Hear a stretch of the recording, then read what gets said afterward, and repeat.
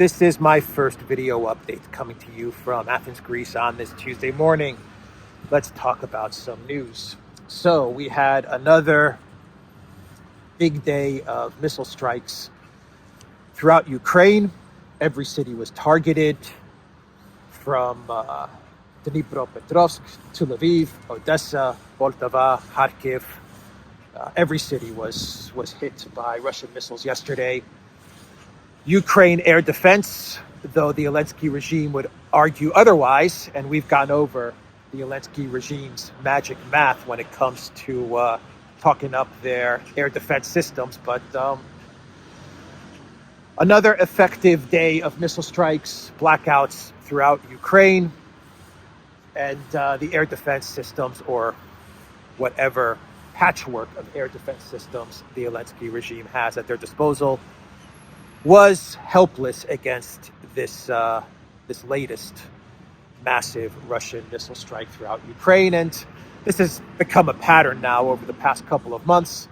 The Russians launch a big missile strike on the electric infrastructure of Ukraine one week, and then the next week they kind of lay off and monitor what Ukraine is up to and how they're fixing things and kind of what's going on. And then they hit at the infrastructure again the next week. And all of this is having the cumulative effect of pushing Ukraine's entire energy electric grid towards an eventual collapse. And that's the pattern. That is the pattern that we're seeing. And there is no air defense system that Ukraine has in place at the moment, or probably in the near future, that is going to be able to deal with this on again, off again, weekly Russian missile strike towards Ukraine. Now, keep in mind, this latest massive missile strike against Ukraine was not done in retaliation for what happened earlier in the day on Monday morning. This missile strike was planned most likely many days in advance. But on Monday morning, you had a very interesting development, and that is that Ukrainian drones, from what I understand, Soviet-made drones that have kind of been repurposed, from what I gather, have been repurposed to fly long range and strike at targets long range. These Soviet drones, these Soviet-made Ukrainian drones, they hit two airfields deep inside Russian territory. One airfield in the region of Ryazan. The drone managed to hit, from what I gather, a fuel truck, and they caused a big explosion there. I believe no casualties were reported in Ryazan, but even deeper inside of Russian territory, towards Volgograd almost. I'll put a map up on the screen so you can see what I'm talking about. In an area, in a region known as Saratov, the drone managed to hit the Engels air base, and it did some damage. According to the Russian Ministry of Defense, and this is according to the Russian Ministry of Defense, 3 casualties, 3 fatalities, and the air defense systems managed to hit the drones, but the debris fell onto the airbase and damaged 2 Tu-95 nuke bombers. That is freaking scary and dangerous. But this is according to the Russian Ministry of Defense. You get other reports from the Ukrainian side of things, which claim that the drones managed to effectively strike at the targets, and the Russian air defense system did not hit these drones. So either way, that's not, I don't think that's the main issue here. The main issue is that you have these drones which managed to penetrate deep inside Russia, the Russian Federation. We're talking, if they were launched from Ukraine, because there's a theory, there's some analysis which is saying that these drones were actually launched inside of Russia by some saboteurs, a sabotage effort, was put together inside of Russia, and that's where these drones took off. I don't know how realistic that is, but the other theory is that these drones have been repurposed. They could fly long range, and they were launched from Ukraine, and they made their way all the way. We're talking I think 650, 700 kilometers into Russian territory, and they hit at this Engels air base, which has nuke bombers, nuclear Tu-95s. I mean, that's the big story here, is that if these drones were launched from Ukraine, well, it looks like Ukraine has managed to figure out a way to get drones to fly 1,000 kilometers into Russian territory, and in this instance, they did some damage.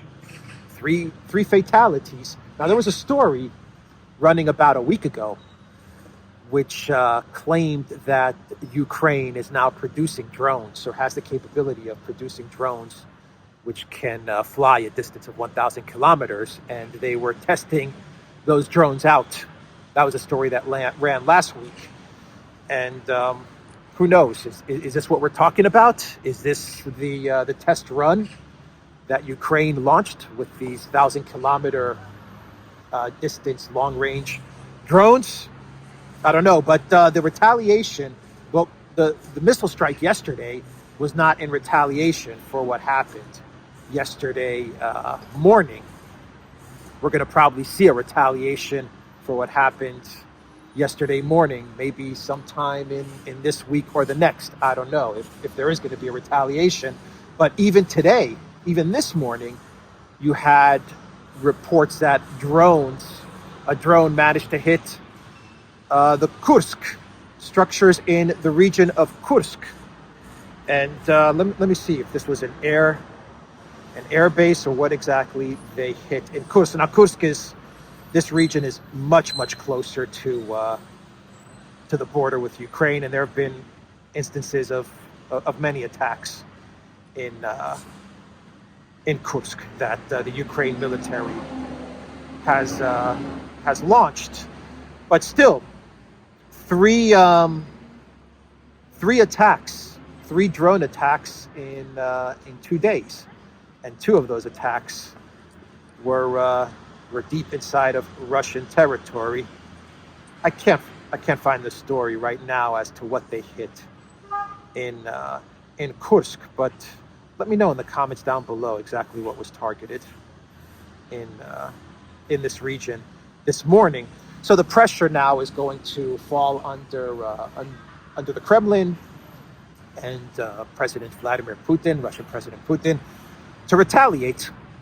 This obviously cannot go unanswered. I would imagine this can't go unanswered. The fact that Ukraine has launched attacks deep inside of Russian territory, and these attacks are starting to I don't want to say they're commonplace now, but you know, we've kind of become used to Ukraine launching attacks in areas like Kursk or Belgorod, in areas that are bordering Ukraine, and now we're starting to see that Ukraine is pushing further into Russia, and so you know, this is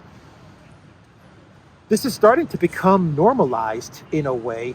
It sounds strange to say, and I don't want to trivialize this, but there was a time that if there was an attack, even in a region like Kursk, which is close to the border of Ukraine, that Russia wouldn't tolerate such a thing. And now this is war. Understandably, this is war, but I think the public has kind of been over the many months desensitized to the attacks inside Russian Federation in areas like Belgorod or Kursk, and now we're seeing that Ukraine is saying, okay, well, we can hit these areas with no real massive retaliation. So let's push further inland. I don't know. That's kind of what it seems like. Even I don't report the stories of of Ukraine hitting Russian territory, which is close to the border. I mean, I don't report on that when I used to. Way in the beginning, I used to be like, oh my God, this is crap. This is a huge deal. You know, Ukraine is hitting targets inside of Russia. And now, you know, no one even talks about it. But now you have Ukraine going further into Russia. Anyway, that is the story there. And we're going to see what retaliation, if any, is going to happen from Russia. But I imagine that the pressure is going to be tremendous on the Kremlin to answer to this latest attack in Saratov, in the Saratov Engels airfield.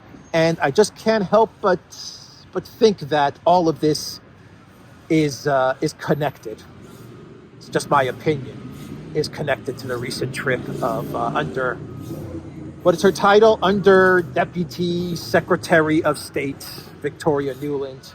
That's her official title. Unofficially, she is High Priestess of the neocon ideology and order, and she is the chief architect, the mother of the Maidan coup in 2014. She is the one that gave birth to the Frankenstein Maidan coup and the governments that followed. And she made a trip. I reported on this 2 days ago. And she made a trip to Kiev, an overnight trip. She spent the night with Zelensky. And she spent the night at Zelensky's presidential palace. And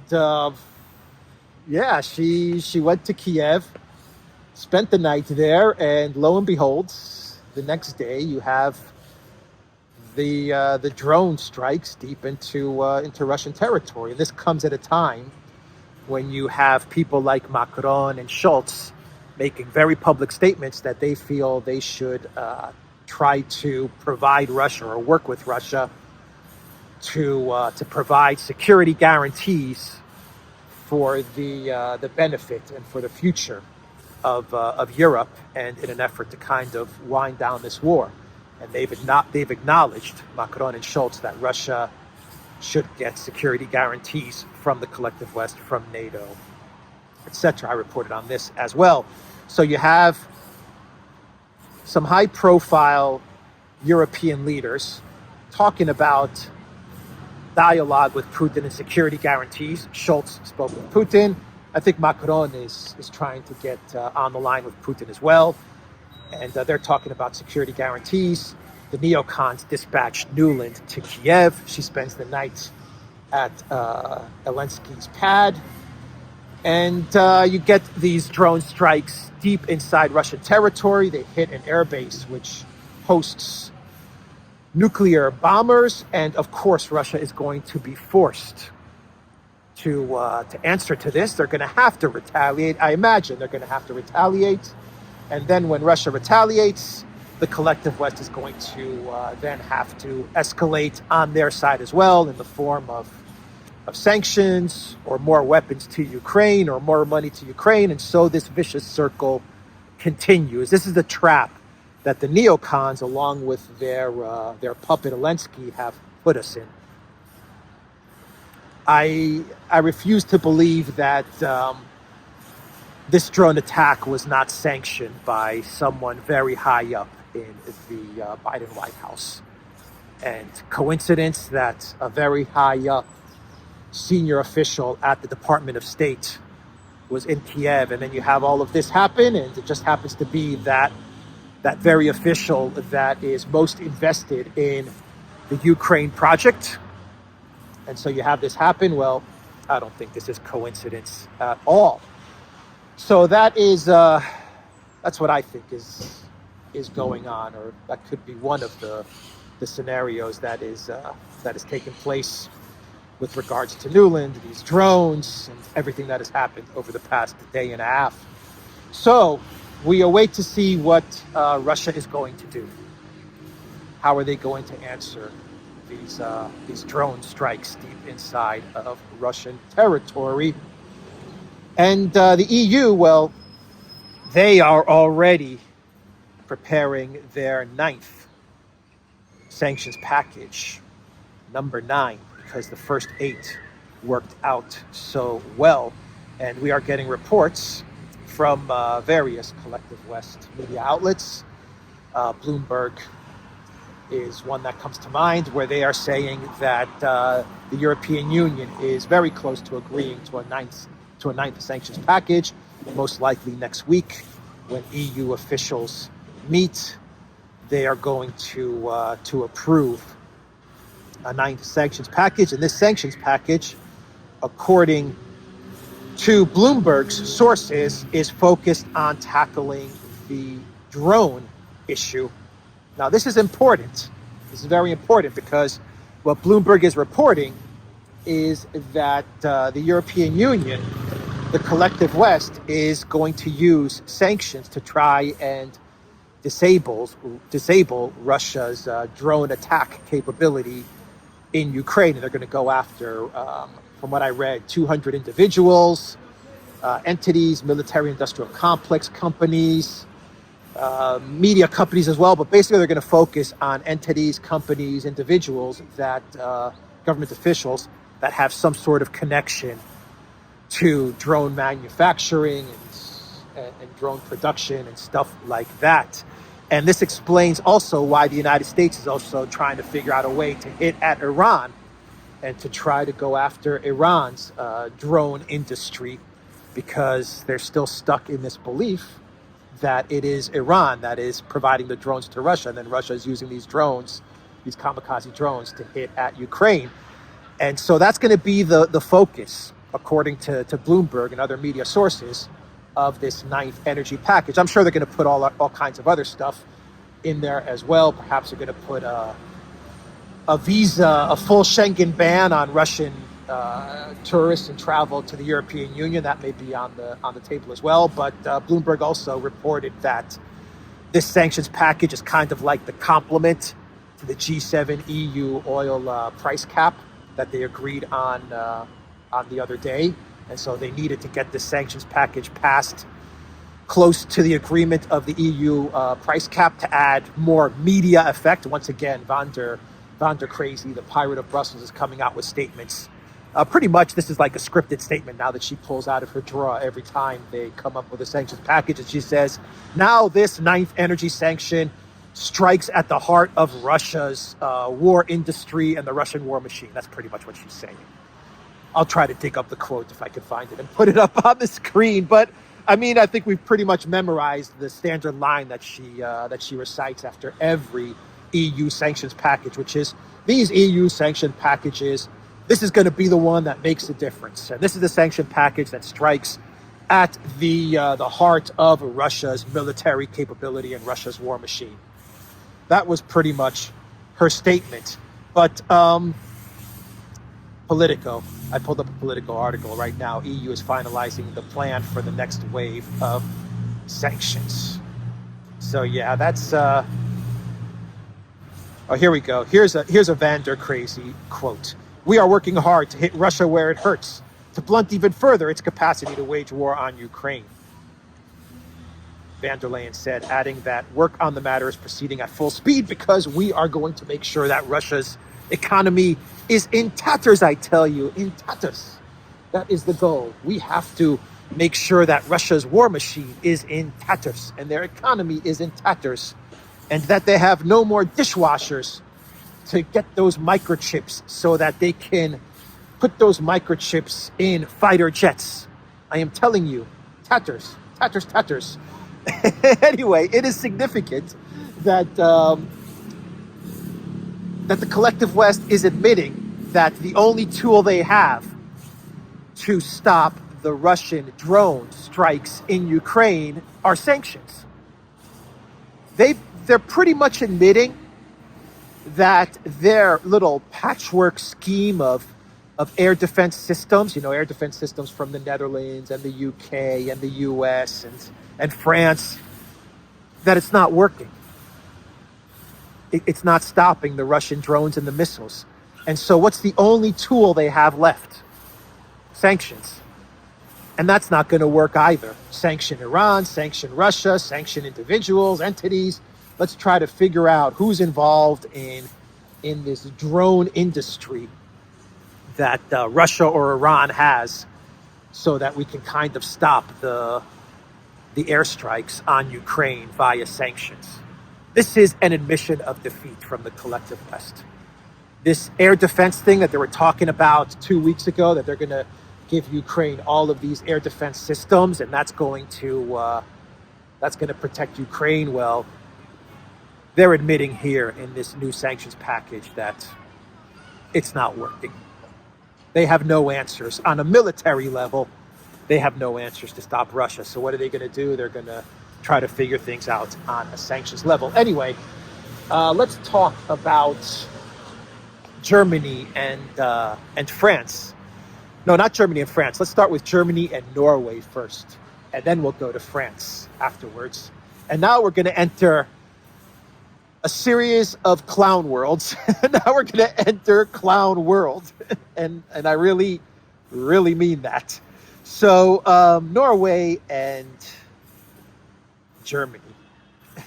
Norway and Germany. Boy, oh boy. Here we go.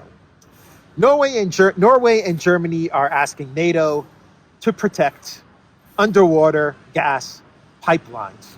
According to Zero Hedge, via Remix News, German Chancellor Olaf Scholz and Norwegian Prime Minister Jonas Gahr Støre have called on NATO to protect underwater pipelines and communication cables by creating a special coordination structure, according to Deutsche Welle. Pipelines, telephone, and internet cables are vital communications for our states. Their safety should be given top priority, Scholz said, following his meeting with Norwegian Prime Minister Jonas Gahr Støre on the eve of the Berlin Security Conference. You know what this is? This is mafia, textbook mafia. Excuse me. This is textbook mafia tactics from the collective West. Germany and Norway are now going to ask for protection from the very people, well, allegedly, let's just say allegedly, you know, Liz Truss' alleged tweet to Blinken where she says it's done anyway. Germany and Norway are going to go to the very people, they're going to ask for protection from the very people that allegedly blew up the pipelines to begin with. This is Goodfellas, the Godfather, Goodfellas. I mean, what more can you say? This is mafia tactics. You know, the mafia knocks on your door and they tell you, you have to pay us for protection, or else. Protection from what, Mr. Mob Boss? Well, protection from us. That's how the mafia works, right? This is exactly what's going on in Stoltenberg. He came out with a comment after Scholz's request. He came out with a comment and he said, yeah, absolutely. We see this as a very favorable development for NATO to come in and protect the very pipelines that some of our member states probably knocked out to begin with. Oh, man. Oh, man, oh, man. You couldn't write a script for this stuff. You couldn't write a better script for this stuff. I mean, pathetic. Absolutely pathetic. Anyway, it gets better, by the way. Let me put the cherry on top of this very serious but yet clown world story. Sticking with Scholz after he makes his request to NATO to protect Germany's pipelines. Okay. Scholz then reveals his vision for Germany's role in Europe. And Scholz is seeking, according to Foreign Affairs magazine, is seeking to become the guarantor of the continent's security. This is what he told Foreign Affairs magazine. With the world undergoing tectonic changes, Germany's role must be to ensure Europe's security, Chancellor Olaf Scholz has written in an article for Foreign Affairs magazine. The beginning of Russia's military offensive in Ukraine marked the end of an era, he states. Okay, Olaf Scholz, Germany, you're gonna be the guy, Olaf. You're gonna be the guy that is going to guarantee Europe's security. You can't guarantee the security of a freaking pipeline. How are you going to guarantee the security of all of Europe?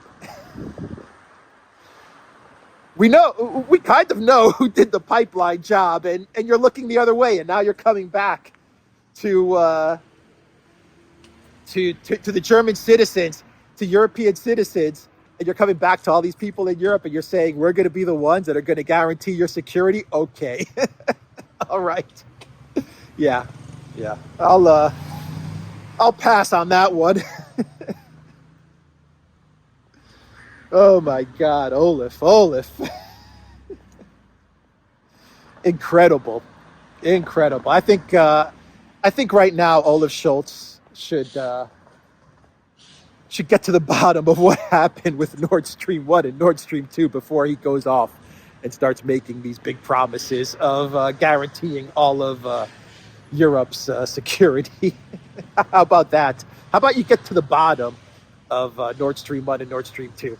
It's not too hard. I don't think it's going to be too difficult to figure out. It's done. Liz Truss, who did it? I don't think you need a huge investigation there. But anyway, let's now move on to clown number 2, and that is Emmanuel Macron. So let's see here. When did I do that video of his CBS? Yesterday, I talked about his CBS interview that he gave when he was visiting Bidenopoulos, Greece's favorite son, in the White House. And during the CBS interview, let me find it here. This one's great. During the CBS interview, they asked Macron about what he sees when he stares into Putin's eyes. French President Emmanuel Macron sees resentment in Russian President Vladimir Putin's eyes due to his belief that the West seeks to destroy his country. Speaking to CBS News on Sunday, Macron was asked to give his own take on what he sees in Putin's eyes, as former US President George W. Bush famously did in 2001, when he says, "I found him to be very straightforward and trustworthy." The French president replied that he sees a sort of resentment, that's a direct quote, which he believes is aimed at the Western world, including the EU and US. And it is underpinned by the feeling that our perspective was to destroy Russia. I don't believe this is our perspective. It has never been our perspective in France, Macron said, adding that during negotiation with his Russian counterpart, he sensed Putin's view of his own destiny. I stared into Putin's eyes. CBS interview guy or girl, I don't know who interviewed him. I stared into Putin's eyes, and what I saw was resentment. Oh, malaka. What a bunch of clowns these guys are. What a bunch of clowns. Come on, script writers in DC. Script writers at WEF headquarters. Script writers in London or France. Come on now.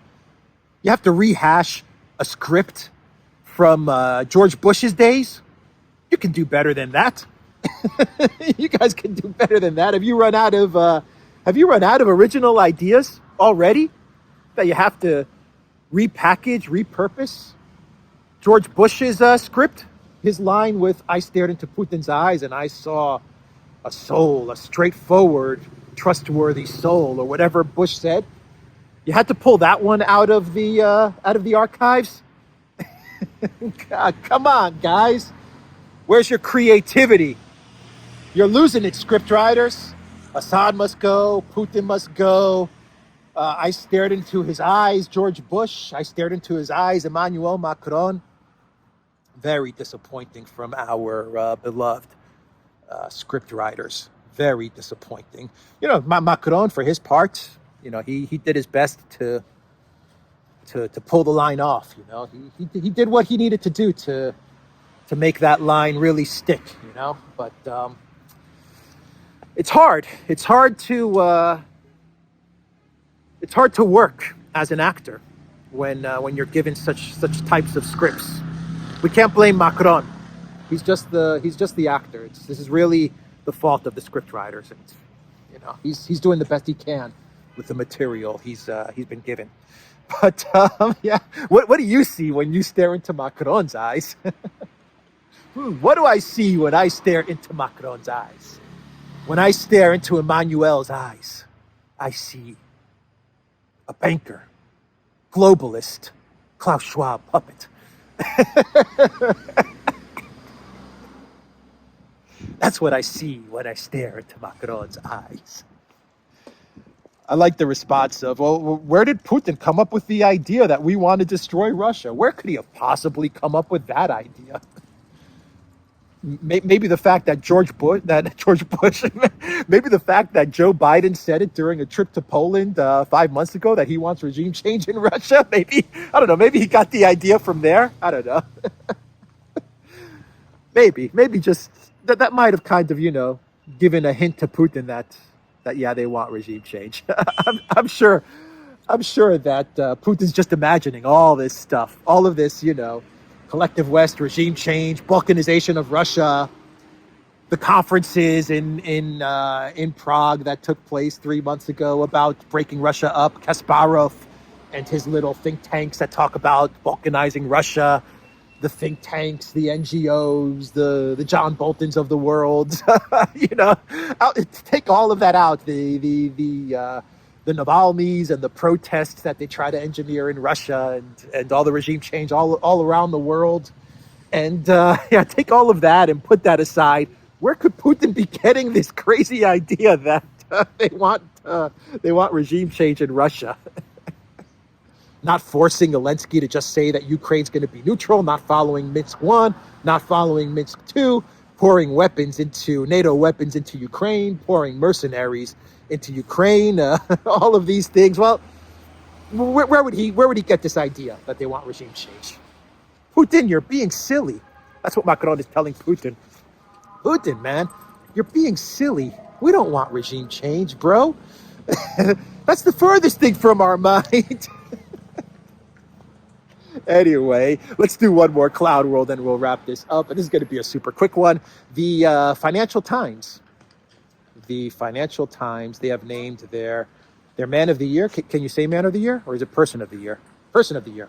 They've named their person of the year, and it is none other than clown number 3, which is Zelensky. Zelensky is the person of the year. So we went from Schultz to Macron to Zelensky. This is like a full house of clown worlds today, a royal flush of clown worlds. So that is FT's person of the year, Zelensky. And Time is going to come out with their person of the year, and I wouldn't be surprised if you see Zelensky's name pop up again. I know he's on the short list, but don't be surprised if Zelensky is not named Time Magazine's person of the year. So that is the video, everybody. theduran.locals.com. We are also on Rockfin as well. You can find us on Telegram, on Rumble, on BitChute, on ODYSEE, and the Duran shop. 10% off. Use the code GOODDAY. Look for the Duran's channel on all of those platforms. Look for Alexander's channel on all of those platforms. If you like this video, drop me a like. Click that subscribe button and hit that bell so you can be notified the next time I put out another video. Take care.